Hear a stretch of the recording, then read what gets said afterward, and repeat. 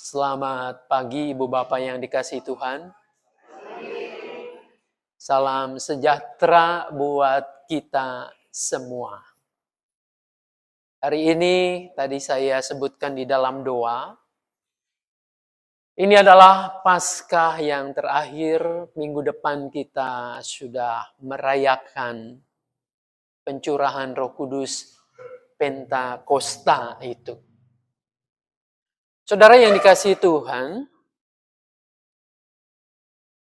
sebentar.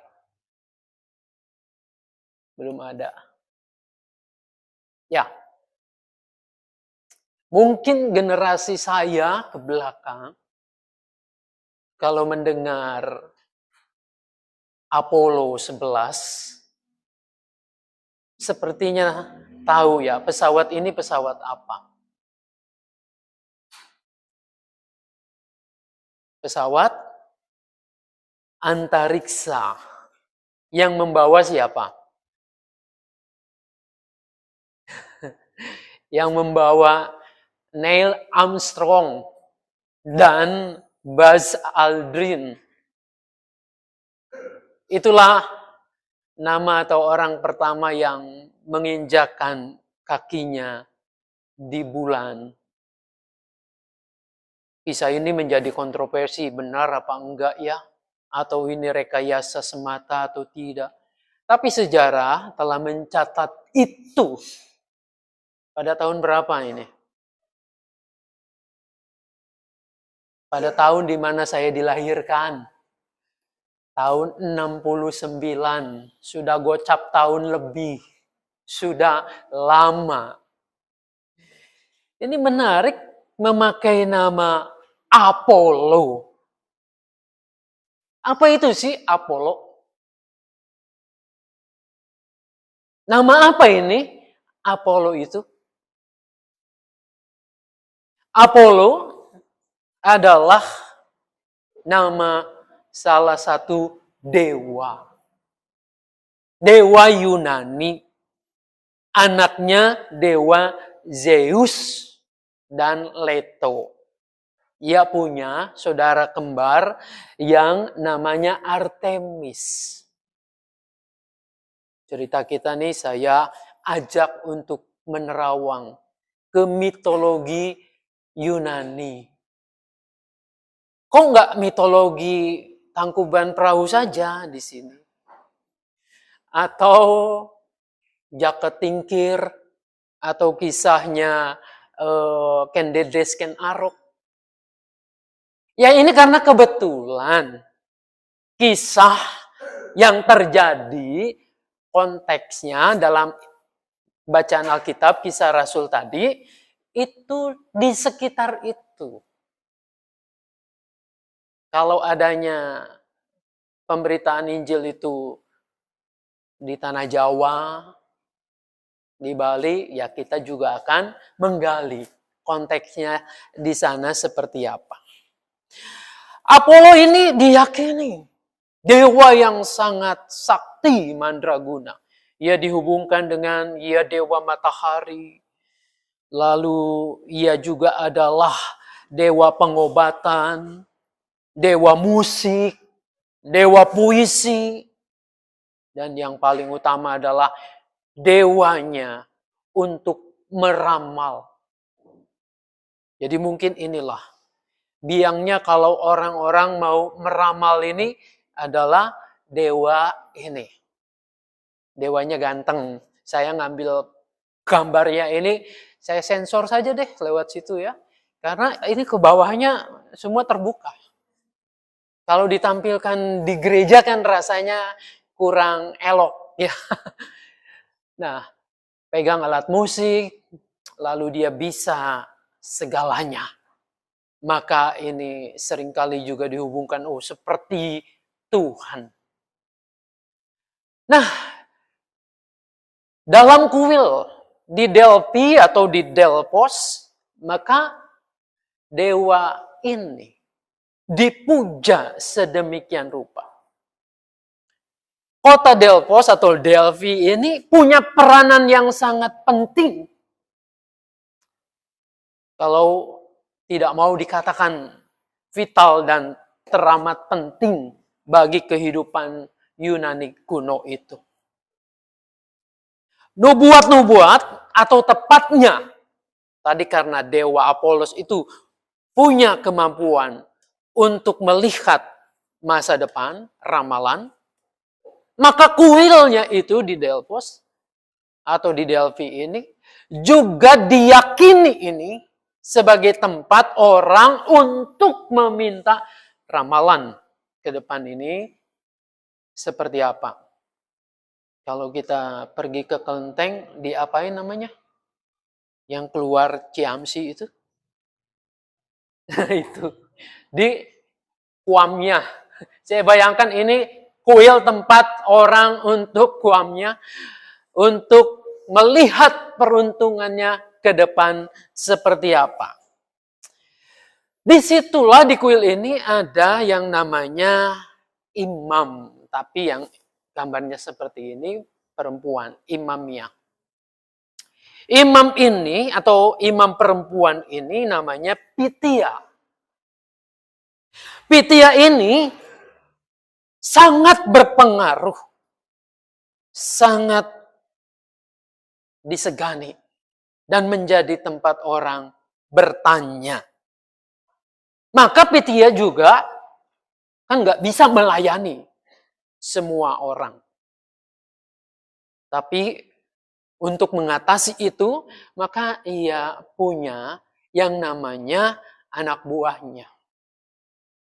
Perempuan juga. Jadi banyak orang-orang atau perempuan-perempuan ini menjadi pengikut Pitia yang bisa untuk kuamnya itu, untuk meramal, dan orang datang untuk minta diramal. Di antara kita ada nggak yang suka meramal-ramal gitu? Yang senyum-senyum, ya tahu sendirilah.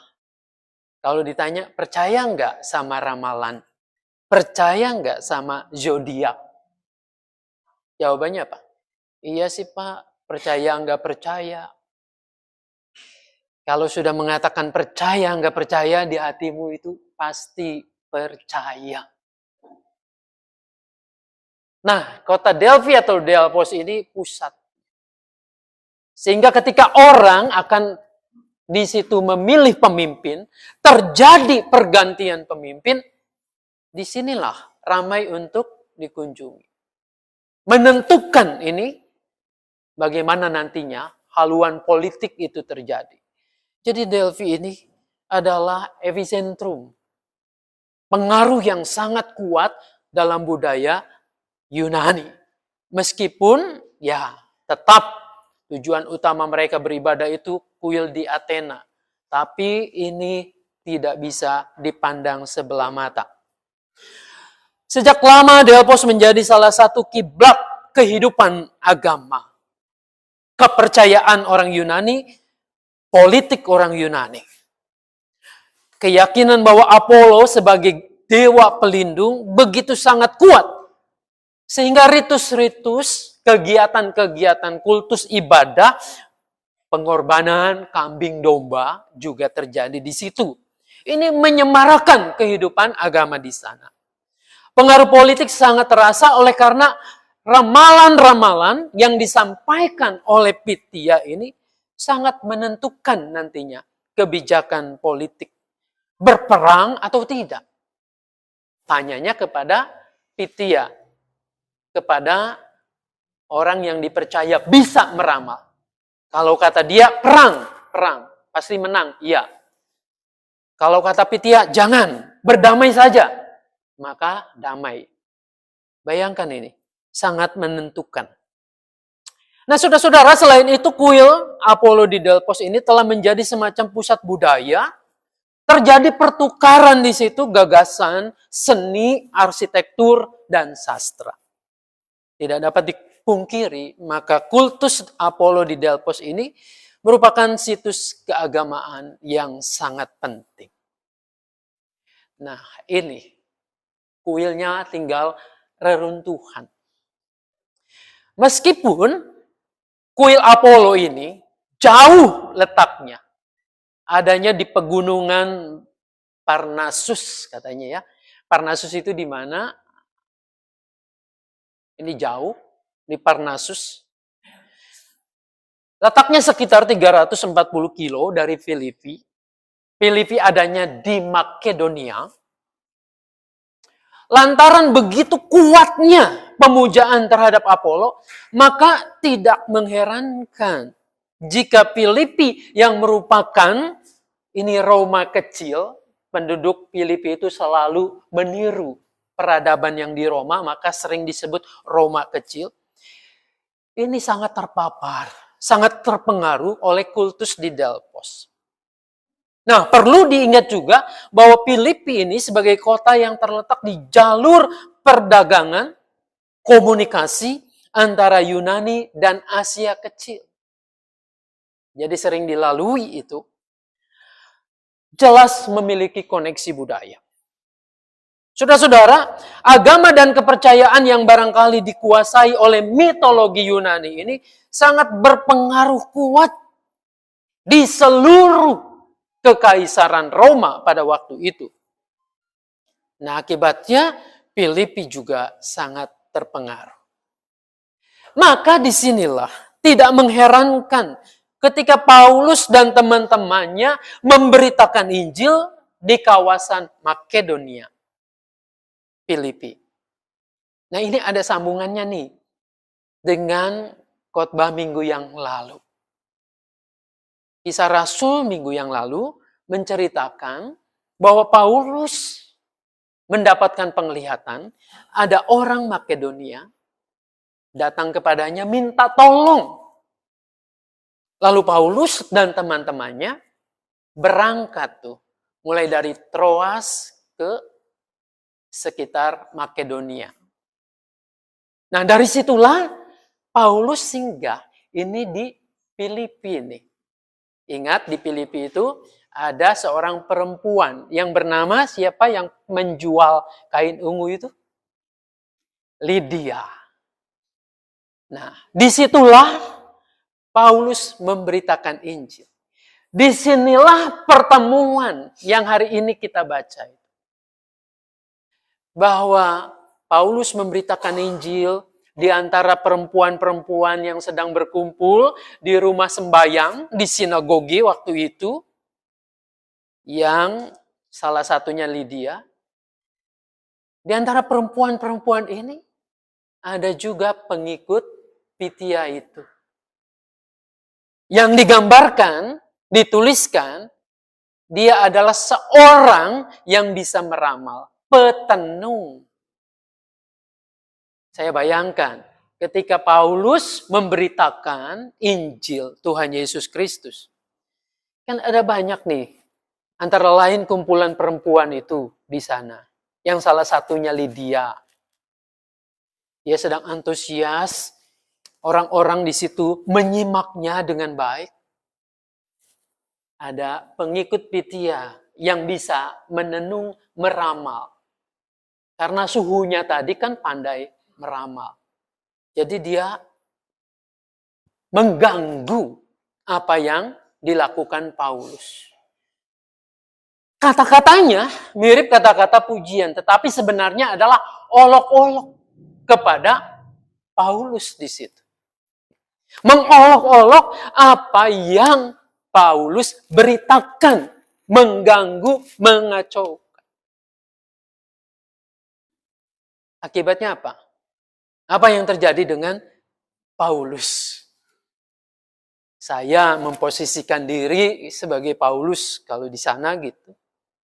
Saya sedang mengajar sungguh-sungguh, ada yang memperhatikan seperti saudara-saudara, lalu di situ ada yang ngeledek, mengolok-olok. Nampaknya memuji tetapi mengolok-olok. Saya juga bisa jengkel. Paulus tahu kuasa di balik itu. Maka ia berpaling kepada perempuan itu, menghardik, mengusir rohnya.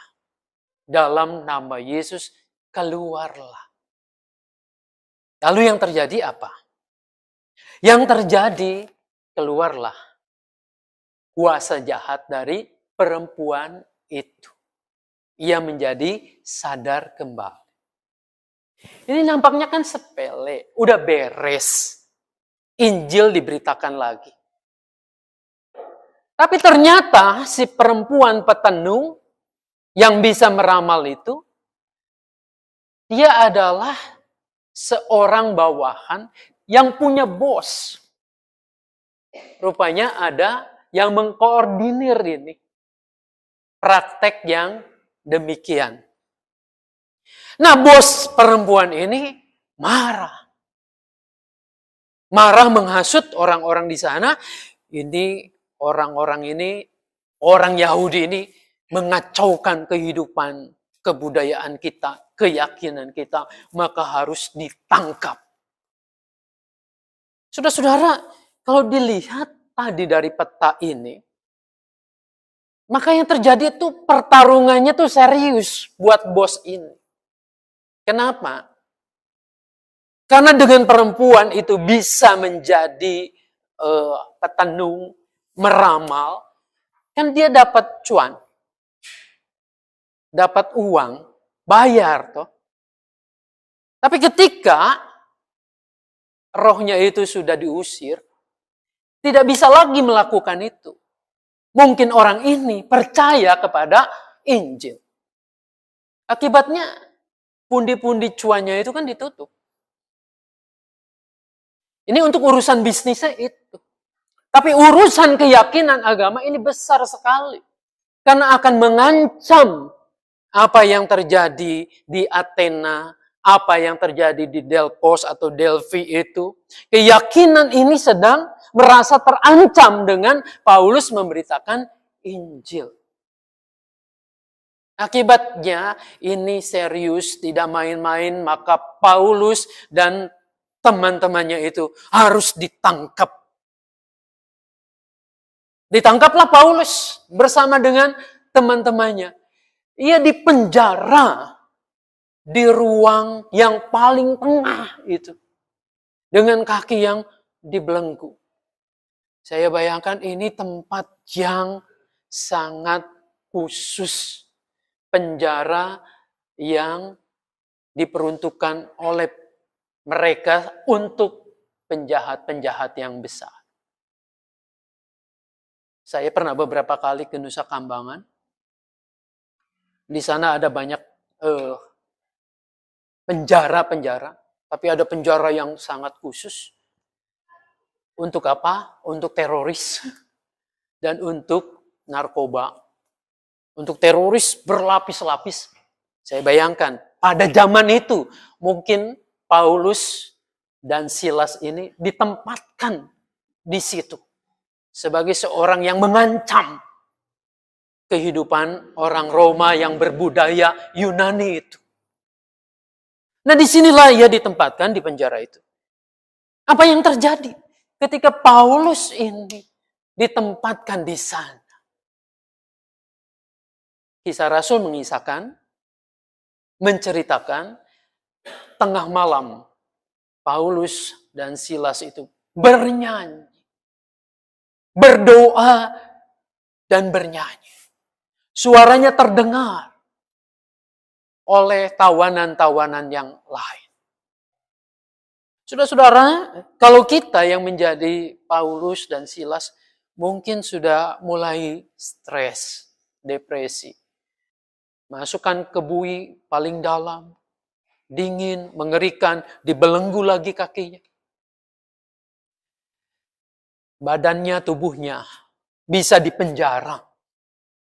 Tetapi hati yang bersukacita, yang bersyukur itu tetap menyemarakan puji-pujian dan doa. Ini yang luar biasa. Perubahan hidup Paulus ini dalam menjadi saksi Tuhan. Ternyata ceritanya tidak sampai di sini. Menjelang tengah malam itu, ketika ia memuji Tuhan, berdoa, lalu terjadi gempa yang dahsyat. Gempa itu mungkin juga akhirnya membuka pintu penjara. Kepala penjara sedang tertidur. Dan ketika ia bangun, kaget luar biasa. Ini pintu sudah terbuka. Asumsi bayangannya, pastilah orang-orang yang dipenjarakan itu kabur. Maka untuk mempertanggungjawabkan kelalaiannya karena tidur itu, dia berniat untuk bunuh diri. Pada saat itulah kemudian Paulus mencegah, aku ada di sini, aku tidak melarikan diri. Disitulah terjadi komunikasi. Kepala penjara ini memohon, apa yang harus aku lakukan supaya aku diselamatkan? Jelas mungkin diselamatkan bukan karena ia dihukum karena lalai. Tapi diselamatkan dari kehidupan. Maka Paulus di situ memberitakan Injil. Percayalah kepada Tuhan Yesus.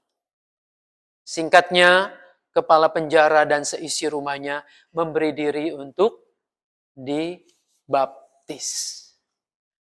Saudara-saudara, terjadilah kegemparan di situ. Terjadilah orang-orang tahu di sana.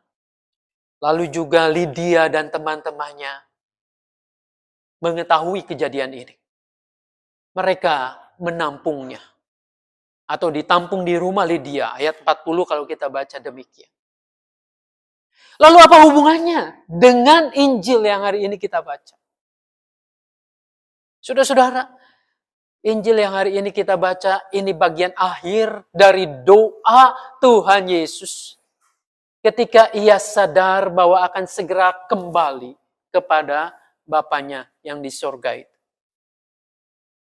Ia mendoakan untuk para murid. Para murid itu bukan diangkat dari masalah penderitaan.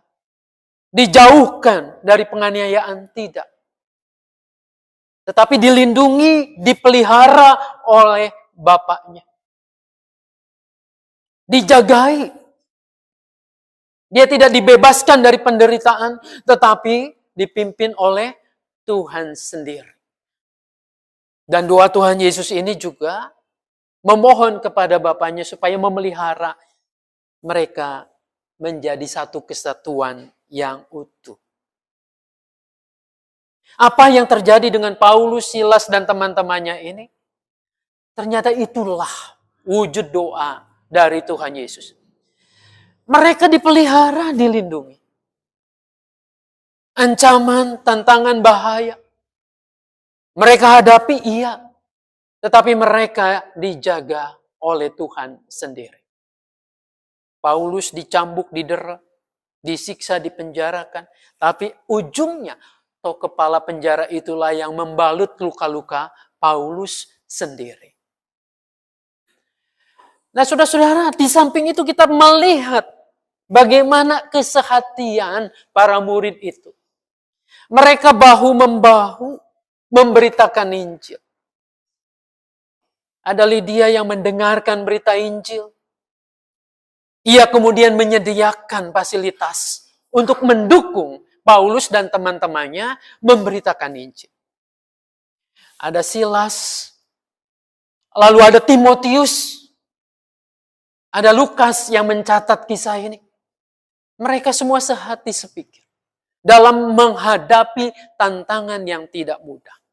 Pada zaman Paulus, keyakinan, kepercayaan Yunani itu begitu kuat berpengaruh. Mereka merasa terusik sehingga Paulus harus disingkirkan. Tantangan yang dihadapi umat Kristen pada saat ini tidak kalah beratnya. Ekonomi global terjadi saat ini. Perang dagang entah sampai kapan. Setiap negara menunjukkan keegoisannya masing-masing. Gimana saya harus bisa cuan, untung. Yang lain buntung, bukan masalah yang harus aku pikirkan. Egoisme sekarang sedang terus tumbuh.